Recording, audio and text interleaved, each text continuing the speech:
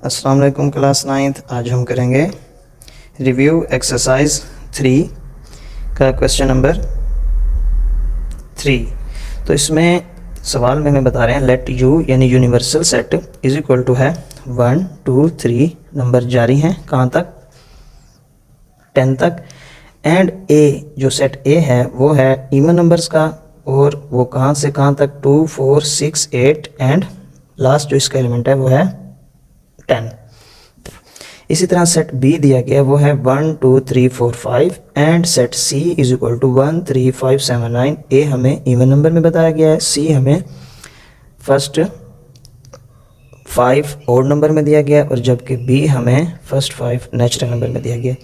और पूछ रहे हैं list the members of each of the following set के इन सेटों की एक लिस्ट बनाए किनकी। ये आगे हमें जो पूछे गए हैं कि जो हमारा फर्स्ट पार्ट है ए का एलिमेंट ए का कॉम्प्लीमेंट फाइंड करना है, इधर बी का हमने कॉम्प्लीमेंट फाइंड करना है, इधर तीसरे पार्ट में ए यूनियन बी करना है, चौथे पार्ट में ए माइनस बी। इसी तरह हम सवालों को हल करेंगे और साथ साथ मैं आपको बताता जाऊंगा। इसके जो टोटल पार्ट हैं वो हैं 8। तो हम देखते हैं पार्ट नंबर फर्स्ट को। पार्ट नंबर फर्स्ट में हमने क्या फाइंड करना है, ए का कॉम्प्लीमेंट। जब हम किसी भी सेट का कॉम्प्लीमेंट फाइंड करते हैं तो उसको यूनिवर्सल सेट में से माइनस करते हैं। कोई भी सेट हो जब हम उसका कॉम्प्लीमेंट फाइंड करते हैं तो उसको यूनिवर्सल सेट में से माइनस कर देते हैं।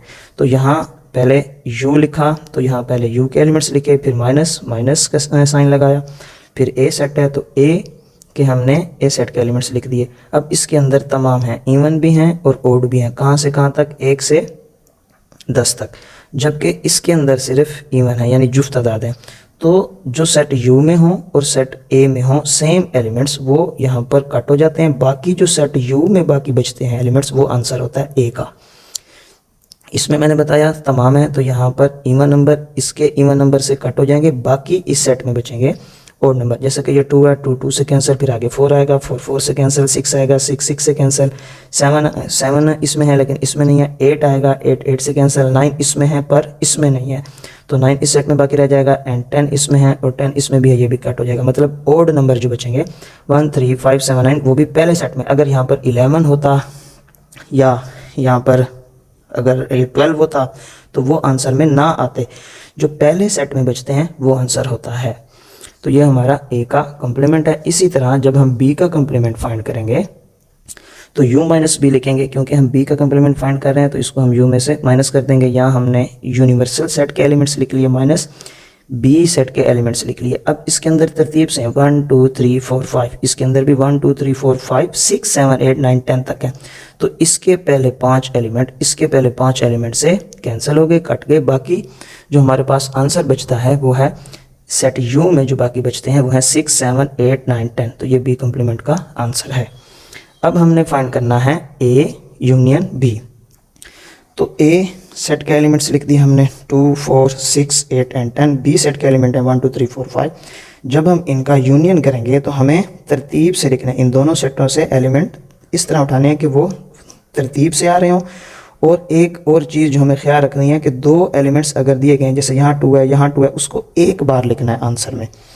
तो हम देखते हैं हमारा जो पहला एलिमेंट है वो है 1, तो हमने 1 को पहले लिखा, चाहे वो दूसरे सेट में आ रहा था लेकिन आंसर में वो तरतीब से पहले लिखेंगे।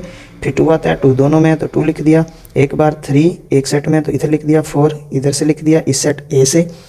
इसी तरह यहाँ से 5 लिखा, यहाँ से 6, क्योंकि ये नेचुरल नंबर है 1 2 3 4 5 और ये सिर्फ हमारे पास इवन नंबर है। तो नेचुरल नंबर 5 तक तो पूरे आगे, यहाँ तक पूरे आगे 5, बाकी बचता है 6 8 एंड 10। 6 8 एंड 10 क्योंकि यूनिवर्सल सेट में हम कोई भी एलिमेंट को मिस नहीं करते, सब लिखते हैं, लेकिन इस बात का ख्याल करते हुए एक एलिमेंट 2 बार ना आए। तो 6 8 10 लिख दिया। तो ये हमारा A यूनियन B है। अभी इसी तरह हमने फाइंड करना है A माइनस B। तो A माइनस बी जब हम करेंगे तो पहले A के एलिमेंट्स लिख देंगे माइनस, फिर हम B के एलिमेंट जो हैं वो लिख लेंगे। अब हम यहाँ से A से माइनस करना स्टार्ट करेंगे और बाकी जो सेट A में बचेंगे वो हमारा आंसर है, जो सेट B में बचेंगे वो हमारा आंसर नहीं है। तो 2 से 2 को कैंसिल कर दिया। इसी तरह यहाँ 4 है तो 4 से 4 को भी कैंसिल कर दिया। फिर यहाँ पर 6 आ रहा है, 6 B का एलिमेंट नहीं है तो 6 यहाँ लिख दिया। 8 B का एलिमेंट नहीं है तो यहाँ पर 8 लिख दिया। 10 B का एलिमेंट नहीं है तो 10 को भी हमने आंसर में लिख दिया। अब जबकि हमारे पास यहाँ पर बच रहे हैं 1 3 एंड 5, इसके एलिमेंट्स को हम आंसर में नहीं लिखते। जब भी हम माइनस कर रहे हों, ये याद रखिएगा कि जो फर्स्ट सेट में बाकी बचेंगे माइनस होने के बाद वो आंसर होगा। अब हम करते हैं पार्ट नंबर 5। पार्ट नंबर 5 में है ए इंटरसेक्शन सी। तो ए इंटरसेक्शन सी लिखा, ए के एलिमेंट्स हमने यहाँ लिख दिए, फिर इंटरसेक्शन का साइन लगाया, उसके बाद हमने सी के एलिमेंट्स लिख दिए। अब इंटरसेक्शन में आंसर हम वो लिखते हैं जो दोनों सेटों में मौजूद होता है। एक सेट हमारे पास जो बताया गया वो इवन नंबर है और एक सेट जो बताया गया वो ओड नंबर है। इवन और ओड आपस में कॉमन, इसमें कोई एलिमेंट्स नहीं हो सकता, इसलिए इसका आंसर एम्प्टी सेट है। अब हम पार्ट 6 देखते हैं। पार्ट 6 में कह रहे हैं कि A complement union C complement. तो पहले हम ए का कॉम्प्लीमेंट फाइंड करेंगे क्योंकि ए कॉम्प्लीमेंट हमें सवाल में नहीं बताया गया। इसी तरह हम सी कॉम्प्लीमेंट फाइंड करेंगे। जब हमारे पास A complement and C complement होगा फिर हम उसका यूनियन फाइंड कर सकते हैं। तो ए का कॉम्प्लीमेंट फाइंड करने के लिए हमें यू माइनस ए करना है कि ए सेट को यूनिवर्सल सेट में से माइनस करना है। यहाँ हमने यू के एलिमेंट्स लिख दिए, यहाँ हमने ए के एलिमेंट्स लिख दिए। अब इसके अंदर चूँकि दोनों हैं, इवन भी हैं ओड भी हैं, तो इवन इवन से कट जाएंगे, बाकी बचेंगे ओड। ओड है 1 3 5 7 9। ये हमारा ए कॉम्प्लीमेंट का आंसर है। इसी तरह जब हम यू माइनस सी फाइंड करेंगे यानी सी का कॉम्प्लीमेंट, तो पहले हम यू के एलिमेंट्स यूनिवर्सल सेट के एलिमेंट्स लिख देंगे, फिर हम सी के एलिमेंट्स लिख देंगे। तो यहाँ पर ओड से कैंसिल हो जाएंगे, बाकी हमारे पास बचेंगे इवन नंबर जो सेट यू में बचेंगे 2 4 6 8 10। ये हमारा सी का कॉम्प्लीमेंट है। अब हम इन दोनों को यानी कि ए कॉम्प्लीमेंट को एंड सी कॉम्प्लीमेंट के आंसर को यूनियन कर देंगे। तो यहाँ हमने ए कॉम्प्लीमेंट का आंसर लिखा, यूनियन का सिंबल लगाया, उसके बाद हमने सी कॉम्प्लीमेंट का आंसर लिखा, इसको हमने यूनियन करना है। तो यूनियन में दोनों सेट के एलिमेंट्स आते हैं, यहाँ 1 है यहाँ 2 है, तो ये दोनों लिख दिए, फिर 3 है और यहाँ 4 है 3 4, फिर 5 है यहाँ पर 6 है, यानी तरतीब से ये लिख दिया, फिर 7 है, फिर 8 है, फिर 9 है एंड 10। तो ये हमारा A complement union C complement का आंसर है। अब हमने फाइंड करना है ए कॉम्प्लीमेंट यूनियन सी। तो इस बार हमने सी का कॉम्प्लीमेंट नहीं फाइंड करना बल्कि सिर्फ ए का कॉम्प्लीमेंट फाइंड करना है। तो जब हम ए का कॉम्प्लीमेंट फाइंड करेंगे तो उसको हम यू में से माइनस करेंगे, जैसे अभी ऊपर गया यू यूनिवर्सल सेट लिखा और सेट ए के एलिमेंट्स लिखे। अब इवन नंबर से कैंसिल, बाकी ओड नंबर जो यूनिवर्सल सेट में बाकी बचते हैं वो आंसर, क्योंकि 2 से 2 कटेगा, 4 से 4, 6 से 6, तो जो सेट यू में बाकी बचेंगे वो ओड नंबर बचेंगे। तो ओड नंबर्स हमने यहाँ आंसर में लिख दिए। अब हम फाइंड कर सकते हैं ए कॉम्प्लीमेंट यूनियन सी, क्योंकि सी का कॉम्प्लीमेंट तो हमने फाइंड नहीं करना है इस सवाल में। तो ए कॉम्प्लीमेंट का आंसर लिखा जो आया था और ये यूनियन का हमने सिंबल लगाया और ये सी सेट के एलिमेंट्स लिख दिए।